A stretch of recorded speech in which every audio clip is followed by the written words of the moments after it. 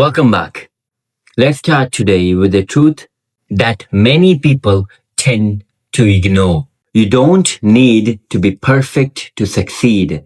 You just need to survive. And that is what this chapter number 14 from the book The Psychology of Money is all about. The title of this chapter is Leaving Room for Error, and it flips the whole idea of maximizing returns. Cause the secret to long-term success is not taking the biggest risks. It is to build a system that cannot be destroyed. Morgan in this chapter shows us how leaving room for the most unexpected and avoiding ruin is more crucial than optimizing for the highest returns. Cause you don't need to be perfect with money. You just need to be unshakable.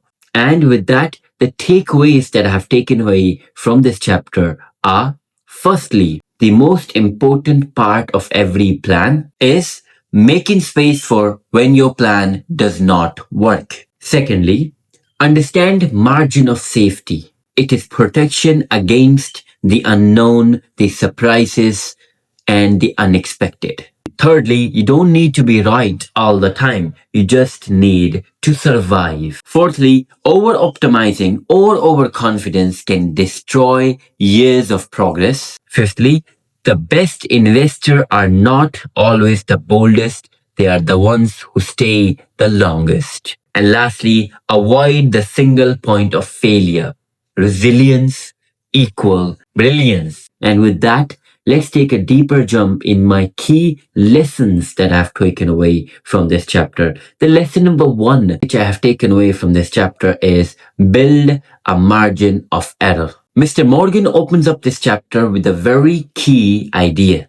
He says, the most important part of every plan is planning your plan not going according to your plan. Let that sit in. The idea that Mr. Morgan is trying to emphasize in this chapter to its reader is that we need to have margin of safety. And that is not because you're weak or you're pessimistic. It is because the world we live in is so freaking unpredictable. And even the smartest of plans is hit against a storm.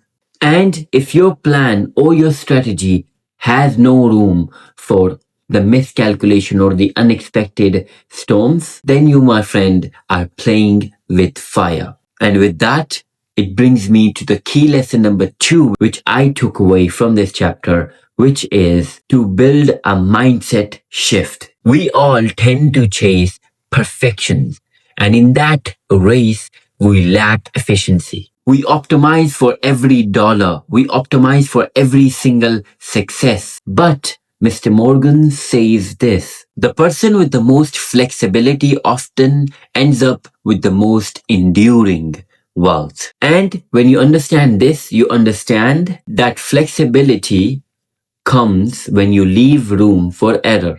Mr. Morgan and many other financial people that I have asked this question to, how to have flexibility, have given me a very similar answer.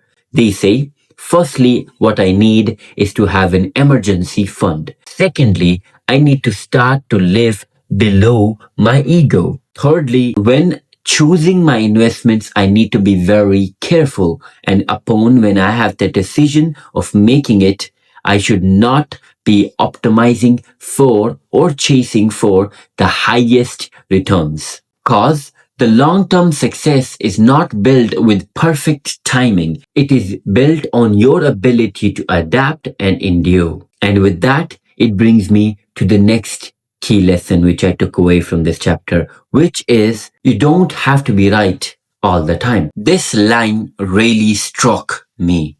Mr. Morgan says, you can be wrong half the time and still make a fortune if your mistakes are small and your successes are big. This line has healed me financially and mentally. And how I see my investments when they go wrong, cause this line has given me hope. And when you understand this line, you understand the importance of leaving room for error. See, you don't need to predict the market. You just have to stay in the game of money long enough and let the good stuff compound. That means your number one goal is to not go broke. And with that, it brings me to the next key lesson from this chapter, which is avoid point of failures. Tell me, what kills progress? In my experience, it is one big investment that goes wrong. Secondly, you're hit with an emergency that you were not prepared for. And due to that emergency, you had to sell off everything. And when Mr. Morgan says this, avoiding ruin is the most important financial skill. So now every time that I'm going to make a new plan, I will make sure to ask myself this question. Does my plan depend on everything going right? And if the answer is yes, then I need to rethink the plan because I need margin of safety or room of error. Because I will tell you this, when a casualty or an emergency comes, it does not ask for your permission. It will just show up. And with that, it brings me to the final takeaway from this chapter, which is play the long game with caution.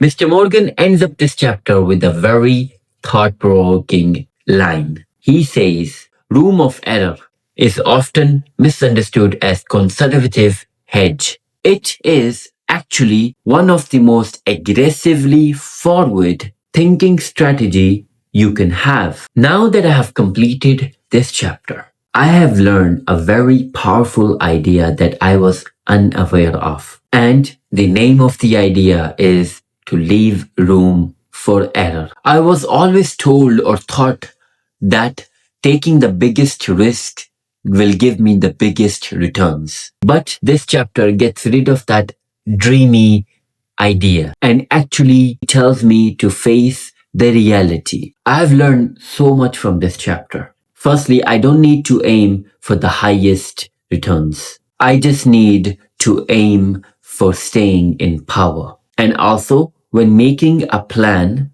make sure that there is room for error. And lastly, to never let my ego make me fragile. Because in financial market, the people who stay standing and the longest are considered the winners. This chapter has been just a reality check on myself. And if you ever felt to be perfect with money, this chapter or this video should be giving you a permission and assurance and hope to breathe out. Understand this. You don't need to be flawless. You just have to be resilient. And with that, I will be seeing you in the next video where I will be sharing with you all my key lessons from the next chapter that I'm going to read.